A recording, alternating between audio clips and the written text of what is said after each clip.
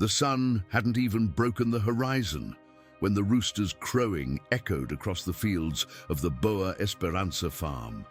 Dew trickled down the blades of grass, and the lowing of the cattle mingled with the sound of Antonio Nunes's hooves, a cowboy known to everyone in that region of the Backlands. He was a simple man, soft-spoken and with a firm gaze, who carried on his shoulders the weight of someone who had learned to live between the harshness of the land and the gentleness of the animals he cared for, as if they were part of his own family. That morning, however, something was different. The wind carried a strange silence, a heavy premonition that made him press his hat against his chest, as if he wanted to protect his heart from what was to come. The sky was tinged orange when So Afonso, the boss, appeared mounted on his bay horse. The sound of the horseshoes striking the dry earth echoed like an omen. Antonio, not understanding the reason for the visit so early, wiped his hands on his worn trousers and approached respectfully. Before he could even open his mouth, he heard the words that would wound him more than any thorn in the Backlands. "Antonio, go away. Your time here is up." For a moment, time stood still. The wind ceased, the cattle fell silent, and the cowboy's heart seemed to skip a beat. No one on that ranch understood the reason for such a cold decision. Everyone knew that if there was anyone who loved that herd, it was him. Antonio was the first to wake up and the last to go to sleep, and the sound of his whistle guided the cattle to the corral every day. But faced with the boss's words, he said nothing. He only lowered his head, his eyes brimming with tears, and his chest filled with a silent pain, the pain of ingratitude. As the cowboy walked away, the sun finally rose, bathing the field in a light that seemed to mock his sadness. The cattle, restless, watched the man leave without a destination, dragging his boots on the hard-packed earth. It was as if the oxen knew that something was breaking there, not just a work contract, but an invisible bond made of affection, routine, and trust. Antonio's hands still trembled when he stopped in the shade of a jujube tree, the same one where he had so often rested during breaks from work. He sat on the ground, took off his hat, and gazed at the farm in the distance. The wind carried the scent of the corral, and along with it came memories of years of dedication. He remembered the calf Canela, whom he himself had helped to bring into the world, the cow Estrella, who only allowed him to milk her, and the smile of Donna Maria, the cook, who always said that Antonio's heart was as big as the Backlands. But that morning, everything seemed to crumble. What could have led the boss to send him away like that, without explanation, after so many years of loyalty? Had he heard some gossip? Or was it just the blind pride of someone who believes that money can buy even respect? The questions hammered in the cowboy's head, while the cattle in the distance began to scatter across the pasture, as if they too felt the absence of a familiar voice. The sun was already high when Antonio finally stood up. Sweat streamed down his face, mingling with the tears he insisted on hiding. He mounted his horse, Trovo, and slowly rode off down the dirt road. Each step of the animal raised dust and memories. Behind him, the sound of its moo echoed faintly, almost like a lament. On the farm, So Afonso observed everything from afar, with the hard expression of someone trying to disguise his doubt. Perhaps he himself didn't understand the decision he had just made. But time, that silent judge of the Backlands, would soon begin to exact the price for his choice, because nobody there knew yet. But with every meter the cowboy moved away, something in the heart of the farm began to die along with him. Antonio Nunes was the kind of man time forgot to change. His face was marked by the sun of the Backlands, his hands calloused from handling the lasso so often, and he had the serene gaze of someone who had learned to converse with the silence of the early mornings. Born and raised in the interior of Pernambuco, he knew every inch of those lands, every bend of the dry river, every corner where the wind whistled among the leaves of the huazero tree. His life was simple, but full of purpose. He would wake before the first rooster crow, light the lantern, drink a bitter black coffee, and prepare for another day of work alongside his greatest pride, the cattle of the Boa Esperança farm. Antonio didn't see the cattle as mere livestock. For him, those animals were part of his own history. Each one had a name, temperament, and quirks. The calf Canella, for example, always chased after him, wagging its tail and trying to bite his trouser leg. The cow Estrella, stubborn and wary of everyone, only allowed herself to be milked by him, as if she recognized in the cowboy's voice a tone of affection that no one else possessed. Even the fiercest oxen calmed down when they felt the firm, yet caring, touch of Antonio's hands. It was as if an invisible bond existed between him and the cattle, a silent understanding that needed no words. From the outside, one might think that man led an extremely hard life. Scorching sun, dust, scarce rainfall, the weight of the work that punished his body. But Antonio didn't complain. He always said, "Those born to be cowboys don't fear the dry land, because what gives strength isn't the body, it's the love for what you do." And it was this love that moved him every day, even when fatigue tried to overcome his legs. He was proud of every calf saved, every cow that calved successfully, every herd driven without losses during the floods. For over 20 years, Antonio faithfully served Seu Afonso, the farm boss. Their relationship was always one of respect. Antonio never raised his voice, never arrived late, never failed to keep a promise. He was known to everyone as a man of his word. Seu Afonso, in turn, saw in Antonio a right-hand man, someone he could trust implicitly. So much so that, during times of drought, when despair gripped the other farmhands, it was the cowboy who remained calm and said, "The rain will come, boss. God doesn't forget those who plant with faith." But time changes everything, and it was no different on the farm.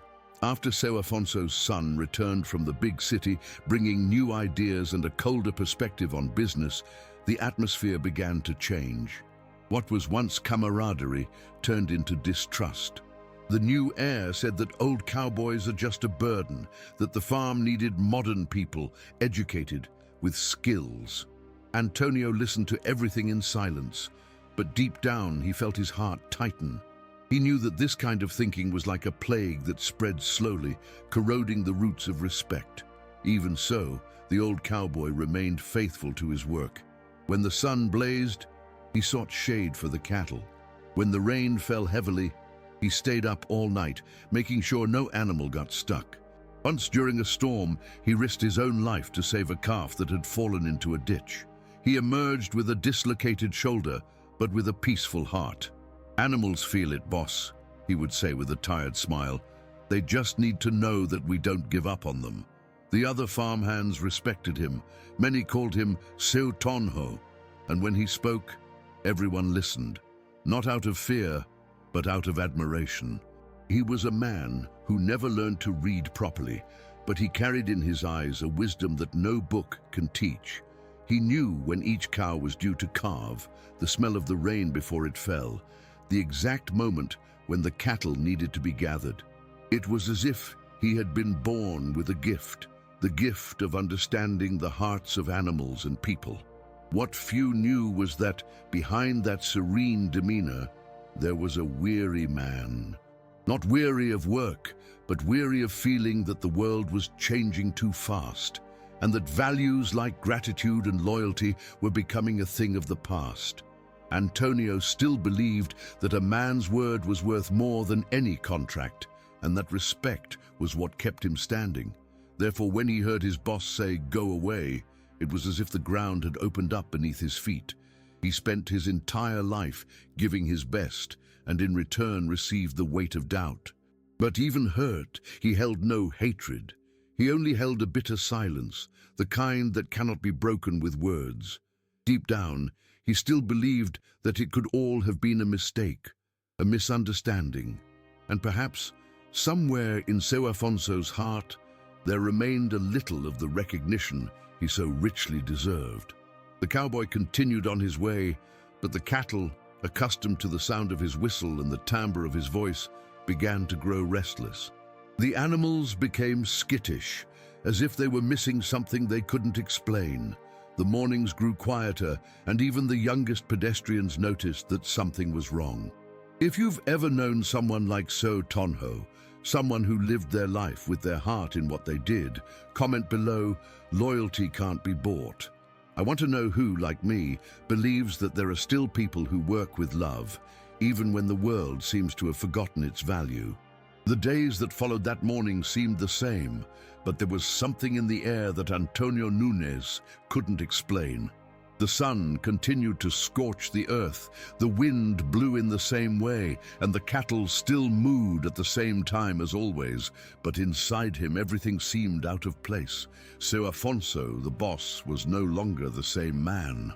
His usual smile had turned into a closed expression. A suspicious look followed his every step, as if every movement of the cowboy was a reason to doubt. It all began when Raimundo, Seu Afonso's eldest son, returned from the city. He arrived full of modern ideas, with difficult words and an arrogance that disturbed the silence of the backlands. "Dad, the time for improvisation is over. Now it's about management, profit and efficiency," he said, pacing back and forth, cell phone in hand, his gaze never settling on anyone. Raimundo looked at Antonio as one might observe an old piece of machinery that needs replacing. "That cowboy is very old-fashioned, Dad. He spends more time talking to the cattle than taking care of the numbers." Seu Afonso, who had previously laughed at these provocations, began to listen. Little by little, what was once trust turned to doubt. His son planted the seed of poison, and it grew silently, watered by insinuations and well-told lies. They said that Antonio sold calves without receipts, that he embezzled feed, that he hid cattle to sell later on the side. Nothing proven, all based on whispers. But in the backlands, a lie whispered in the right ear can be worth more than a lifetime of honesty. Antonio noticed his boss's distance. Before, when he passed by the veranda of the big house, he always heard a "Good morning, Tonho." Now he was greeted with a cold nod, or sometimes with silence. The conversations dwindled, the stares became hard, and the cowboy, even without understanding why, began to carry the weight of guilt he didn't have. At night, sitting beside the lamp, he thought about what he could have done wrong. Did I say something I shouldn't have? Did some animal get lost and I didn't even see it? But no matter how much he searched his memory, he couldn't find anything. One day, the tension exploded. It was a hot afternoon, the sky cloudless, and the smell of dry earth filled the air. Antonio was in the corral, tending to a cow that had just given birth. The still wet calf was trying to stand when it heard the sound of Seu Afonso's heavy boots approaching. Behind him came Raimundo, with a smile that mixed mockery and satisfaction. The boss carried a crumpled piece of paper in his hand, and a look Antonio had never seen before, hard, cold, almost cruel. "Tonho," said Seu Afonso, his voice choked with anger, "tell me the truth. Was it you who sold the branded calf to compadre Zeda Chico?" Antonio, surprised, dropped the bucket and stood up slowly. "What did you say, boss? Me? Sell animals without your consent? God forbid." Raimundo, unable to contain his venom, cut the response short with irony. "There are people in the village saying they saw the cattle being taken away in the early morning, and only you had the key to the corral." The silence that followed was heavier than the midday heat. Antonio looked intently at his boss and, with a choked voice, replied, "Mr. Afonso, you know me. I've been in service for over 20 years. I've never taken a single reel that wasn't mine." But the boss, influenced by his son and blinded by distrust, stepped forward, took a deep breath and shouted loudly so that everyone could hear, "Take your things and leave. You're not setting foot here again." The sound of his voice echoed through the corral and startled the cattle. The oxen began to move restlessly, mooing loudly as if they understood what was happening. Antonio stood still, without reacting. His hat slipped from his head and fell into the dust. His eyes welled up, but he didn't let the tears fall. "If that's what you want, boss, I'll go, but you're committing a great injustice." No one dared say a word.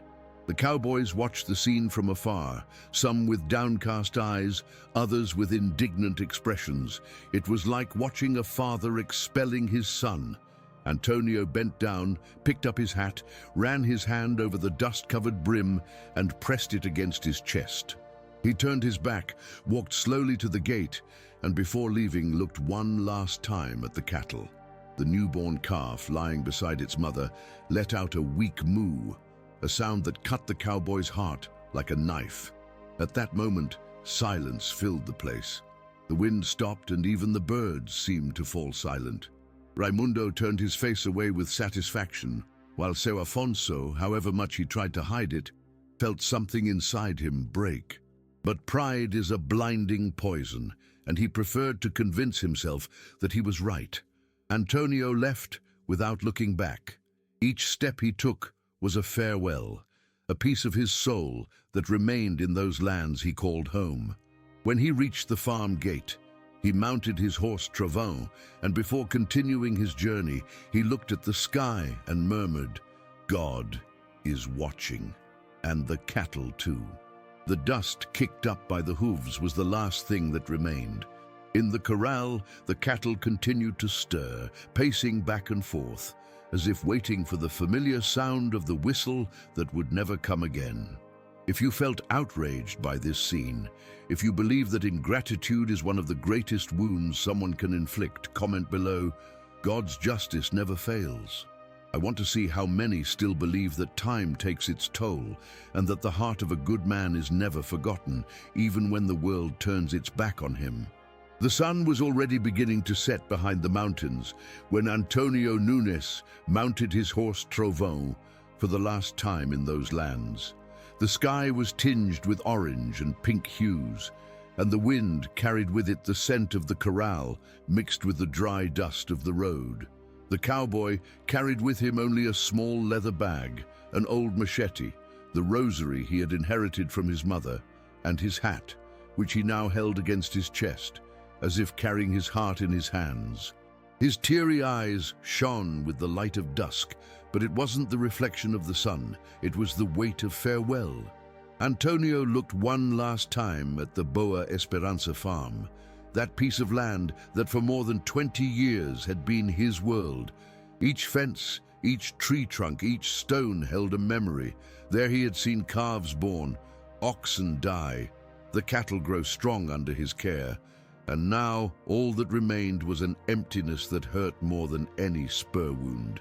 His heart beat slowly, heavily, as if his own body resisted leaving. In the corral, the cattle seemed to sense the same thing. The oxen mooed restlessly, stamped their hooves on the ground, turned their heads searching for the familiar sound of the cowboy's whistle. It was as if they knew something was wrong. The animals approached the fence, raising dust, and many huddled together near the gate through which Antonio usually passed every morning. Some ranch hands tried to calm them, but nothing worked. The cattle no longer obeyed. The silence that had once been broken by Antonio's calls had now become a deafening void.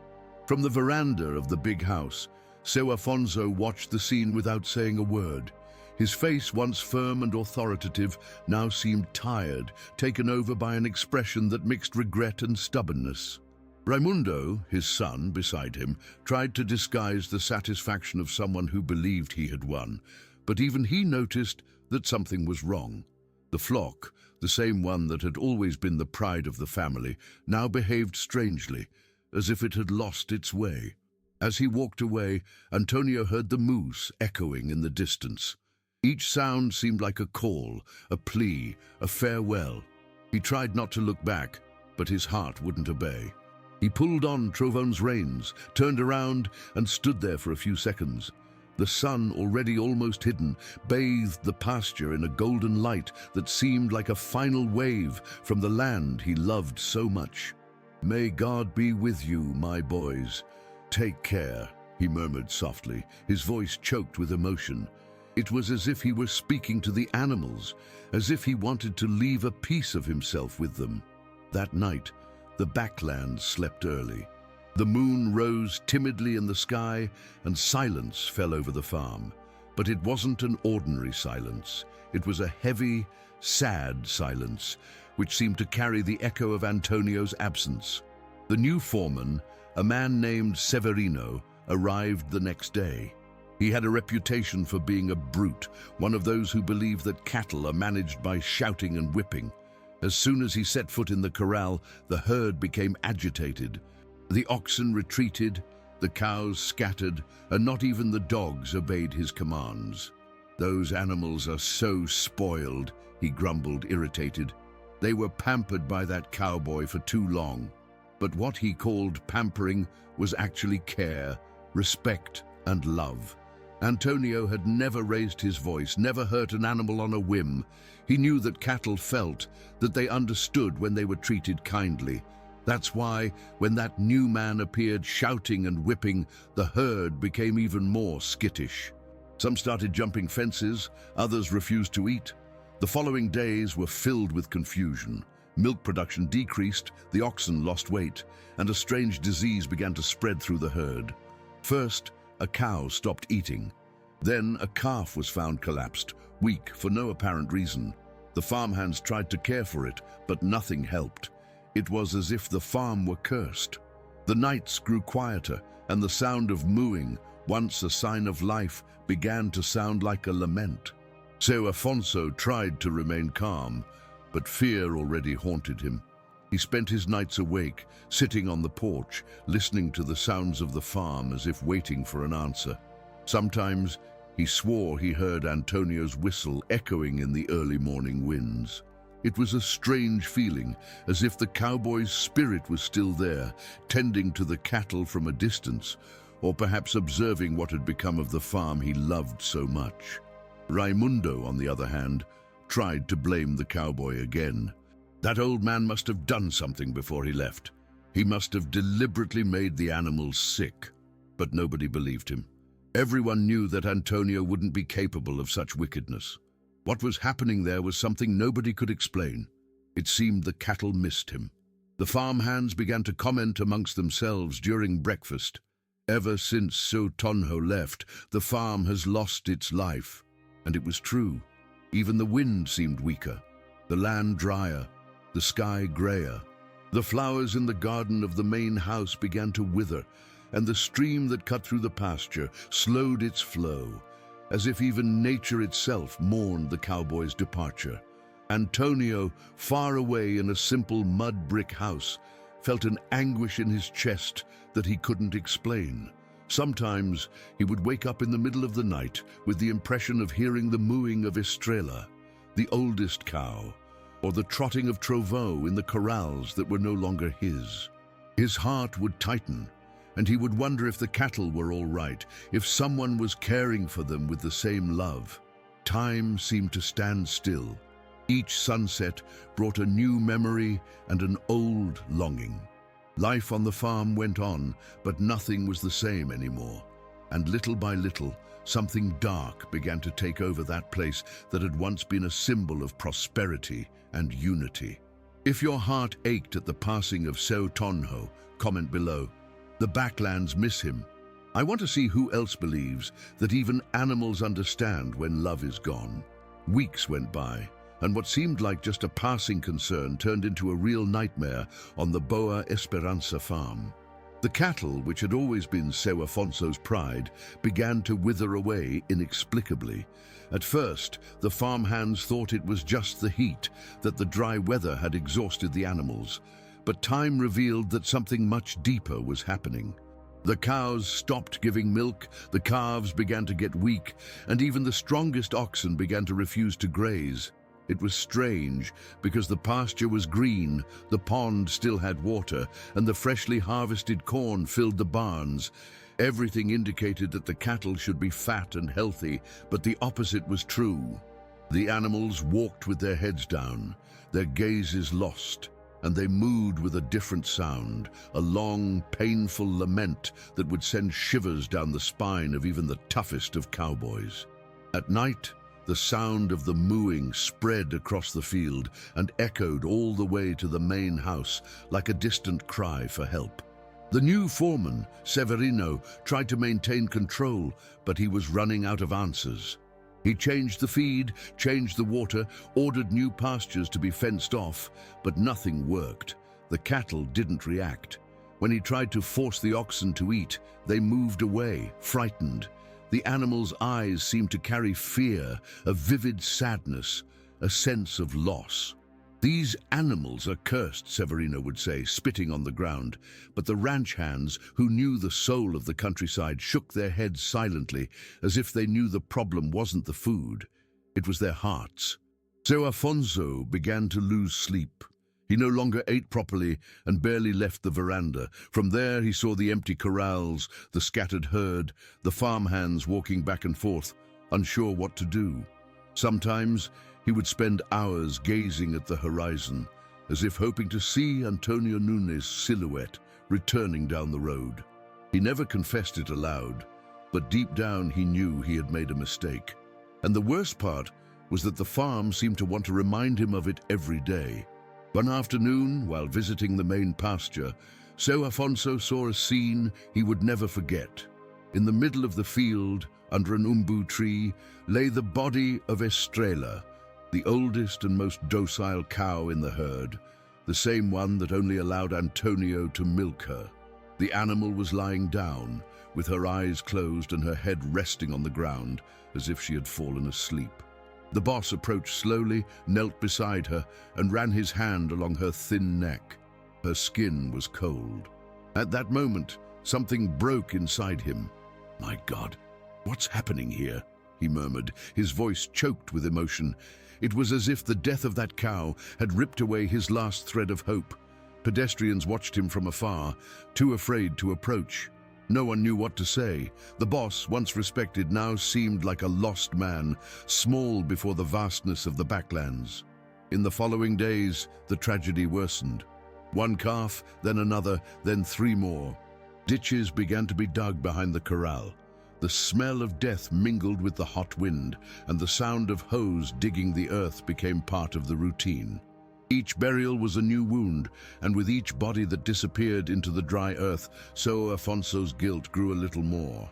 He tried everything. He called veterinarians from the city, bought expensive medicines, ordered new feed. He even brought a priest to bless the cattle. But nothing worked. The herd continued to languish, as if it had lost the will to live. Sometimes he would pass by the corral and see the oxen standing still, motionless, staring into space. It was a look that haunted him, a look that spoke louder than 1,000 words.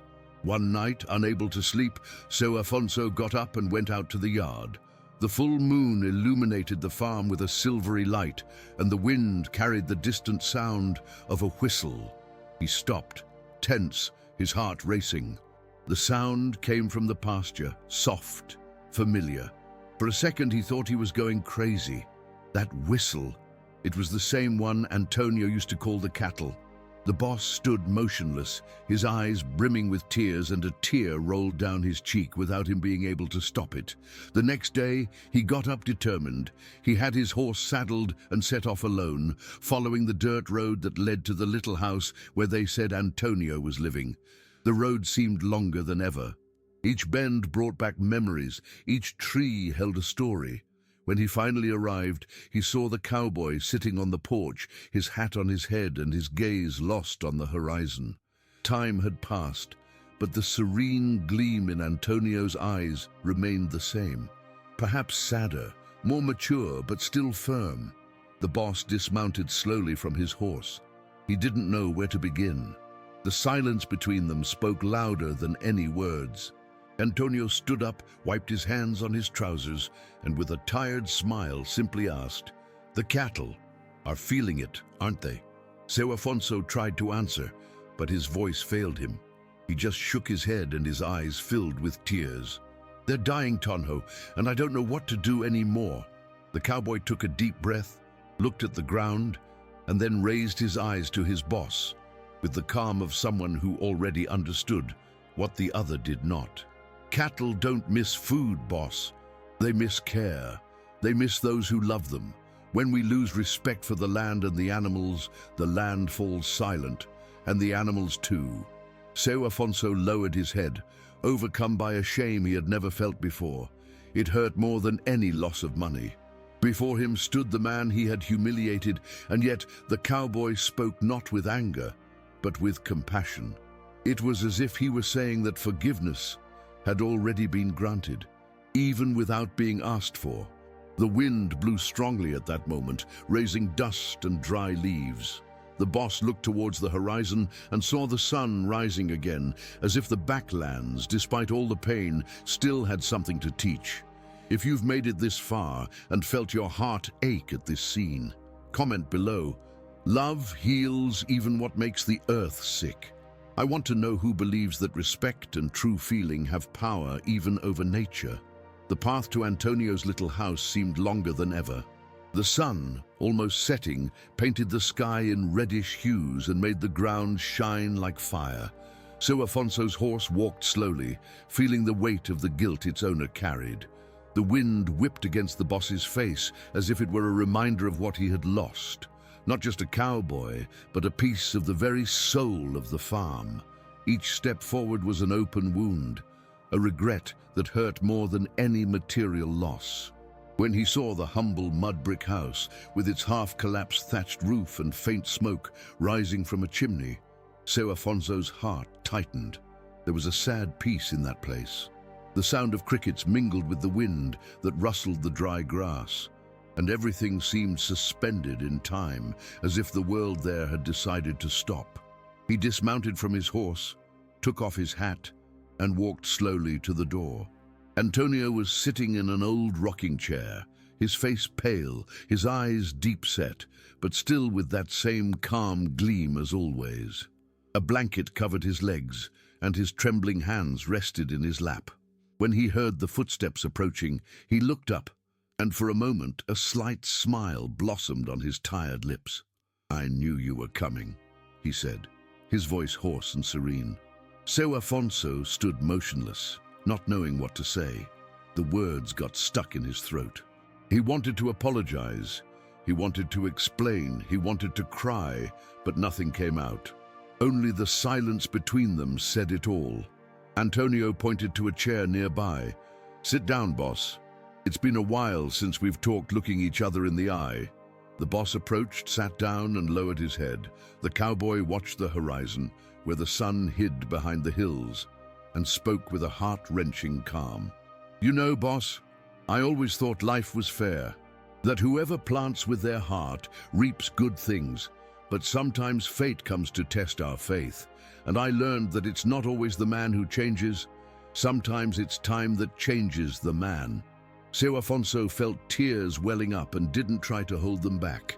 "Tonho, I was wrong. I let myself be swayed by the talk of people who never got their hands dirty. I forgot who you were. I forgot the man who saved my farm so many times. Today, I look at the empty corral, and it's like I'm looking at myself, dry, lifeless, without purpose." Antonio took a deep breath, coughed a few times, and wiped the sweat from his brow with a cloth. "There's no need to beat yourself up, boss. Pain also teaches. I myself learned a lot after I left there. I learned that there are things that money can't buy. Respect, trust, gratitude, we build those every day, with the way we treat people and animals." A silence filled the air. The cowboy looked at his boss and, in a weak but firm voice, added, "Cattle truly understand, boss. And the truth is that the heart feels when someone is no longer loved. You can fool men, you can fool the world, but the animal feels it. It feels it when love goes away." The words fell like a stone on Seu Afonso's chest.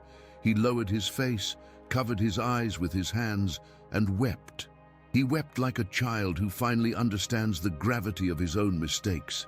Antonio extended his hand, placed it on his boss's shoulder, and with a serene look said, "I forgive you, sir, because holding a grudge is like drinking poison and waiting for the other person to die, and I have little time left to waste on resentment." The boss wanted to answer, wanted to say something, but the lump in his throat wouldn't allow it. He stood there, silent, holding that calloused hand that had once sustained the farm's destiny. The wind blew strongly, and a dry leaf landed between them, as if nature itself had come to witness that moment. As night fell, Seu Afonso stood up.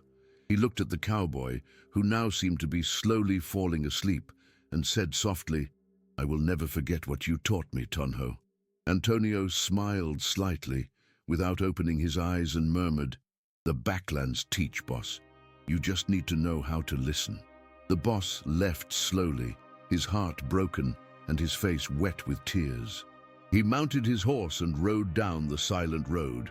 The moon illuminated the path, and the cold wind cut his face, but the pain inside him was greater than anything. When he arrived back at the farm, the silence was even heavier than before. The corral was empty, no mooing, no sound of life, only the wind rustling through the boards, making the old gate creak. The fences were down, the grass overgrown, and the smell of dead pasture filled the air. He dismounted and walked to the center of the corral. The ground, once littered with cattle tracks, was now covered in dry leaves and cracked earth. Seu Afonso knelt down, ran his hand over the ground, and felt the weight of the silence. It was as if the ground was demanding payment for all his mistakes, for all his lack of gratitude.